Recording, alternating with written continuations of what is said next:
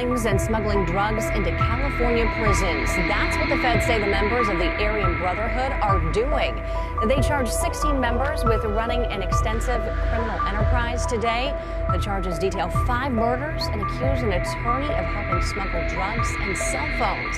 7 people outside prison were charged with assisting the white supremacist gang. Ringleader Ronald Yandell of the Aryan Brotherhood gang is accused of ordering murders and distributing drugs while behind bars at Folsom State Prison. We have found pounds and pounds of heroin, methamphetamine, fentanyl, several weapons, and we've actually seized a house here in Sacramento, which we believe was purchased with drug proceeds and used by the Aryan Brotherhood as a stash house. Federal authorities say the drug trafficking proved to be lucrative for the prison gang. The money that was being earned for this criminal enterprise was going to folks behind prison walls, which is unique. These Aryan Brotherhood gang members were also charged with murder and drug trafficking from within 3 of California's most secure prisons, including Folsom. Authorities used federal warrants to listen in on conversations orchestrating murders and drug deals made on cell phones that were never supposed to be here in the first place. Individuals who are bent on illegal activity, they will find a way. What's being done to make sure this doesn't happen again? We're always looking at our policies. Again, like this, every day we have staff members, hard-working correctional officers, men and women in our institutions that are searching, that are looking, that are investigating. At Folsom State Prison, Mike Lurie, KCRA 3 News. And U.S. Attorney McGregor Scott tells KCRA 3 that his investigation still is far from over. He says federal agents are tracking at least 2 other people he hopes to place in custody. The man in his holding cell outside of his pod is Todd Ashker. Ashker is in prison for murder. I didn't even consciously know I was stabbing him because I was just trying to get, the guy just kept coming at me. Todd Ashker, according to the Department of Corrections, is a member of a white racist gang, the Aryan Brotherhood. He was sent to the Pelican Bay SHU because he assaulted a guard and killed another inmate. New Folsom Prison near Sacramento is under extra close watch tonight after 70 inmates rioted this afternoon. Betty Yu shows us when the dust settled, one of California's most notorious prisoners was dead. His friends called him Yogi Bear, a name that hardly suggests the convicted rapist he was, or the convict who was part of the San Quentin Six, the men who slashed the throats of 3 guards at Quentin in a dramatic escape attempt back in 1971. All these years later, Hugo Pinell ended a long spell of solitary confinement.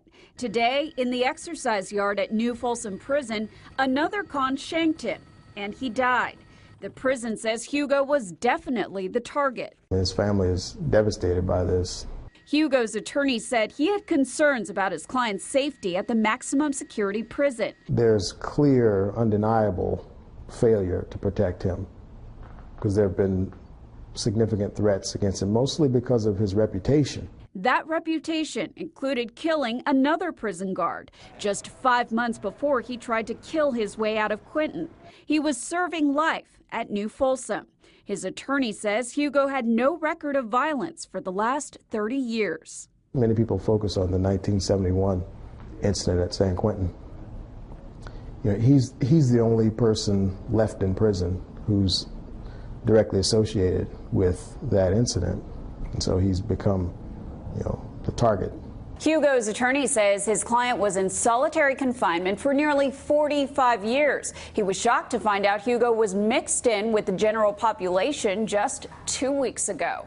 In the newsroom, Betty Yu, KPIX. A member of the infamous San Quentin Six is dead after a riot at a California state prison in Sacramento. California Department of Corrections and Rehabilitation officials say a fight started between 71-year-old Hugo Pinell and another inmate in the prison yard. It quickly turned into a full-scale riot involving 100 inmates. Pinell died from stab wounds. Prison officials say Pinell was definitely the target, adding once the fight between him and another inmate started, everyone else joined in. An official told KTXL the fight appeared to be spontaneous. Pinell was first sentenced to life with parole in 1965 for a rape with force. In March 1971, he was convicted of killing a prison guard at a correctional facility in Soledad, California. Months later at San Quentin State Prison, he and other inmates were involved in an escape attempt that left 6 dead, including 3 prison guards and 3 inmates. Prior to Wednesday's killing, KOVR spoke with Pinell's attorney, who was working on getting his client parole.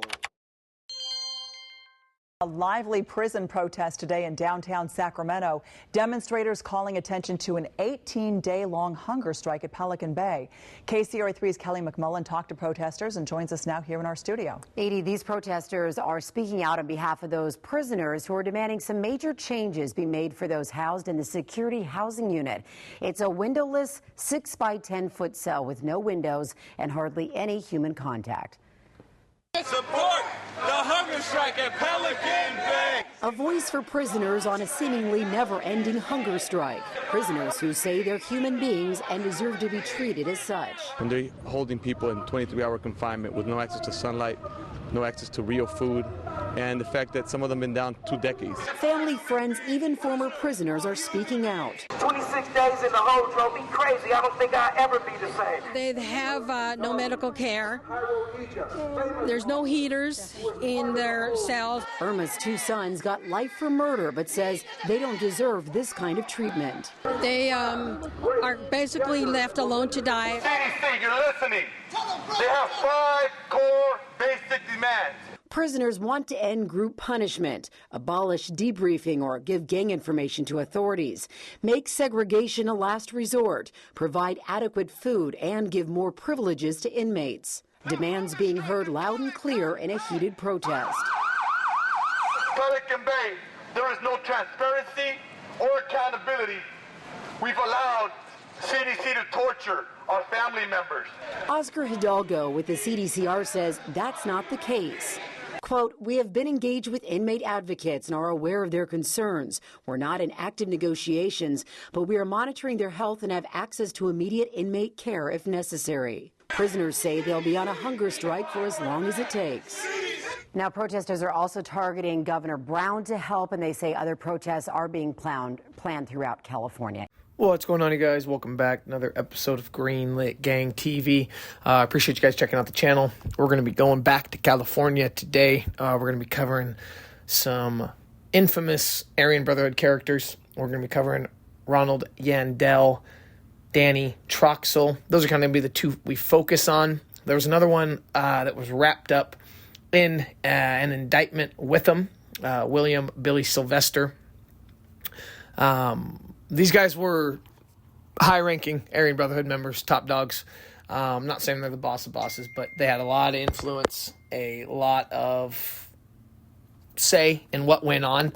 Ronald Yandell was running a serious meth and heroin trafficking organization from his jail cell, his prison cell. And there's a lot of different aspects of this case, and a lot of different things these guys are involved in.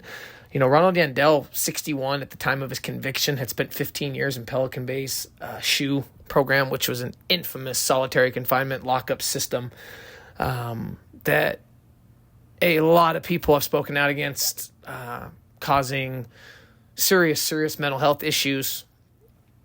If you watch, you can go on YouTube and you can watch some of these. Their 60 Minutes covers one. They talk about what it takes to get to Pelican Bay, the SHU program.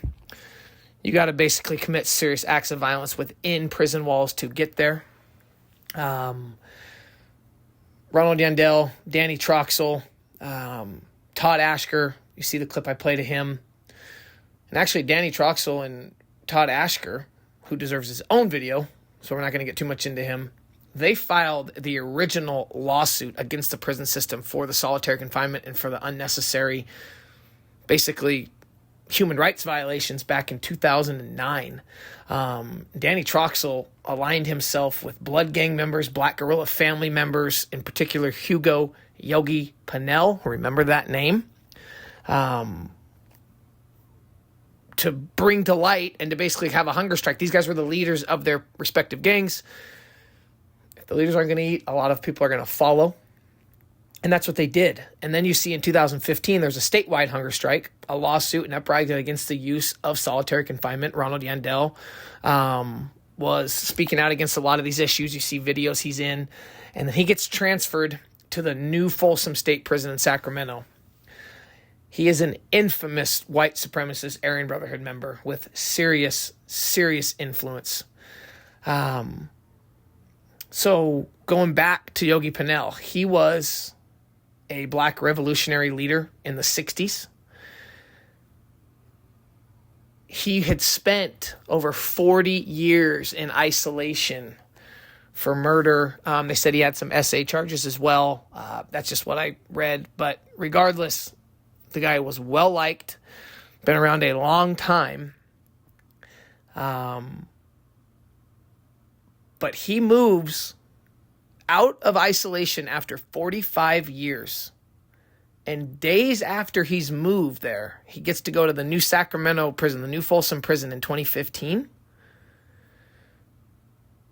He's murdered by 2 Aryan Brotherhood's associates acting on the orders of gang leaders. Pinell was also the famous member of the San Quentin Six. They murdered prison guards during a failed 1971 prison escape. So he had a ton of influence and a ton of people that looked up to him. If you just type his name into YouTube, you'll see people that support him, speak out against what happened to him, whether you want to judge him on his past or not. Regardless, he was a very, very well-known prisoner, and probably why he became a target, and probably why he was murdered only days after he gets out of isolation. Danny Troxell and Yogi Pinell, they had long denied being gang members. A lot of these guys do. Because they move in silence, right? Not all the time, but a lot of them do. It's not hard to tell. Initially, when paperwork comes out and you read things in court documents, you can tell who the leaders are right away. But, yeah, it was intense. Now, going back to Ronald Yandell, in court paperwork, Ronald Renegade Yandell, and like the other guy talked about, William Billy Sylvester, used smuggled cell phones to direct heroin and methamphetamine trafficking operations in California. Yandell, serving a life sentence for a double murder, is described as one of the gang's 3 membership leadership commission, as is Danny Troxell. The influence and the corruption spread so wide in this. I didn't get into specific corrections guards, but guards are involved in this. You just know they are. There was a La Palma attorney, Kevin McNamara. I put his picture up there. He was charged with trying to smuggle in narcotics, tobacco, and cell phones. Guards reported finding 3 phones, plastic wrappers, and power cables concealed in the seat cushion of the attorney Kevin McNamara's wheelchair. McNamara, 39, did not immediately respond to an email seeking comment, but he was accused of using his status as a lawyer, smuggle contraband. He had a wheelchair, which is ingenious, to William Sylvester, Billy Sylvester. And they even got his paralegal, a girl by the name of Kristen DeMar, 44 years old, who's accused as posing. Oh, no, I'm sorry. They got a girl to pose as his paralegal to send things through the mail, to send narcotics through the mail. They got another guy to send mini hacksaw blades and drill bits, vacuum sealed and fudge brownie packages. I mean, this is the kind of stuff you read about. This is the kind of stuff you hear about that goes on. And sometimes you go, man, that stuff you see in movies. No, it really, really goes on. It's no joke. It's absolutely no joke. So following a 9-week trial, the 3 members, Troxell, Yandell, and Sylvester, were found guilty of the RICO charge. That included murder and drug trafficking. A federal jury found California State Prison Sacramento Ronald Yandell guilty of 1 count of murder and 8 of racketeering. And he did end up getting tied to the murder of the black girl family member, Hugo Pinell, the leader. Conspiracy to conduct the affairs of an enterprise through a pattern of racketeering activity. 5 counts of conspiracy to commit murder and 8 of racketeering. We'll get into that in a minute. And it's no joke, man. The jury also found California State Prison inmate Danny Troxell guilty of conspiracy to conduct the affairs of an enterprise through a pattern of racketeering activity and conspiracy to commit murder and 8 of racketeering for the murder of James Mickey. And then the jury also found inmate Billy Sylvester, 55 years old, guilty of murder and 8 of racketeering for the murder of Ronald Richardson, conspiracy to conduct the affairs of an enterprise through a pattern of racketeering activity, conspiracy to distribute and possess with intent to distribute narcotics and to distribute narcotics all the way across. These guys were calling shots from the prison cell. So you got Yandell, Sylvester in a prison cell with 3 phones, dope, access to their lawyers coming in and out. And you just kind of put a picture in your mind of what these guys are thinking, man. I mean, the life they're living day to day, the amount of money they got out on the streets, the influence they have. I mean, they're living like kings. They are literally living like kings. They've got the dope. They've got the influence. They've got guards on their side. They got attorneys on their side. And they're serving life sentences. So it's like, you got a guy like Yandell. He's already done 15 years in the shoe. What else are you going to do with him? You can only put him in so many places. I just think it's interesting. It's really, really interesting. So, really quick, we talked about Ronald Yandell with the 5 murders. Those murders were Kenneth Johnson, James Mickey, Paul Diaz, Michael Tripe, and Doug Maynard. A lot of those guys were people that have fallen out of the favor with the AB, owed drug debts, or were given orders and did not carry those orders out correctly or at all. And according to court documents, between 2011 and 2016, AB members and associates engaged in racketeering activity, committing multiple acts of murder, conspiracy to murder, and drug trafficking crimes. Yandell and Sylvester oversaw a significant narcotics trafficking operation from their shared cell. I just think it's crazy they had a shared cell. That's just, to me, like, what? That, to me, speaks to some volume of corruption. Why would you put 2 leaders using smuggling and cell phones? They directed murders, drug trafficking, in Sacramento and other California cities. And they controlled membership of the AB. Danny Troxell was the leader of the AB and had significant authority over the enterprise, including resolving disputes among members and approving murders for current or former members. So you had the 3-headed monster. You had a 3-headed monster. There were a lot of other people wrapped up in this indictment, as you'd expected. They were all sentenced to get, or they were all scheduled to get sentenced. The lawyer had charges pending against him. I mean, it's a wide-ranging indictment, a wide-ranging conspiracy. This story was fun to make. This is why I like making these videos. I really hope you guys enjoy it. Sometimes it's hard, the way I make these videos, to find the content I need. I either get copyright stricken or ad issues.